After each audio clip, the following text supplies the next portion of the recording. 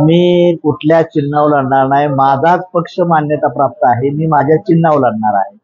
तुतारी आदरणीय पवार साहेबांचं चिन्ह आहे. तुम्हाला सपोर्ट हा, मला महाविकास आघाडी सपोर्ट करेल आणि तसं ठरलेलं आहे. मी माझा चिन्ह 4 राज्यात माझा पक्ष आहे, माझे 4 आमदार आहेत, 100च्या वर माझे नगरसेवक आहेत, 150च्या वर माझे कॉर्पोरेटर आहेत, 28 नगरसेवक गुजरातमध्ये आहेत, 4 नगरपालिका माझ्या ताब्यात आहेत गुजरात मधल्या, कर्नाटकात 1 नगरसेवक आहे, आसाम मध्ये 1 जेडपी मेंबर आहे आणि महाराष्ट्रात आज मी 4 आमदाराला जन्म दिलेला महादेव जानकर आहे.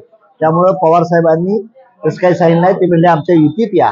आदरणीय आठवले साहेब, मी राजू शेट्टी आणि मेटे महाविकास आघाडीवर गेलतो, पण त्यावेळेस मी माझ्या चिन्हावरच आज आमदार आहे, माझा बी आमदार माझ्याच चिन्हावर आहे.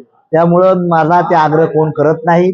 माझा पक्ष माझं ठेवून, स्वतःचं घर ठेवून दोस्ती कुणाशी करेन, पण माझं घर झोपडी माझी ताब्यात ठेवून करेन आणि त्यासाठी मी कटिबद्ध आहे. आदरणीय पवार साहेबांनी मला सांगितलं की आम्ही माडा तुम्हाला सोडतोय, तुमचं स्वागत केलं मी, आणि तिथंच त्यांनी सांगितले तुमच्या चिन्हावर, मी माझ्या चिन्हावर लढणार आहे.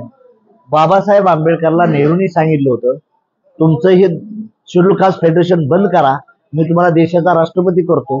पण बाबासाहेब आंबेडकरांनी मानलं नाही, म्हणलं मी शेड्यूल कास्ट फेडरेशनच्याच माध्यमातून MP होईल आणि राज्यसभेवर गेले, ते केंद्रात मंत्री झाले. जे आज बहुजन समाजाला हक्क दिलं ती स्वतःचा पक्ष होता म्हणून बाबासाहेब आंबेडकरांनी ते केलं आणि मीही माझ्या पक्षाच्या हक्काचे आहे. त्यामुळं महाविकास आघाडीची किंवा महायुतीशी युती जरी झाली तर मी तुम्हाला माझ्या पक्षातलाच आमदार खासदार दिसेल. आता या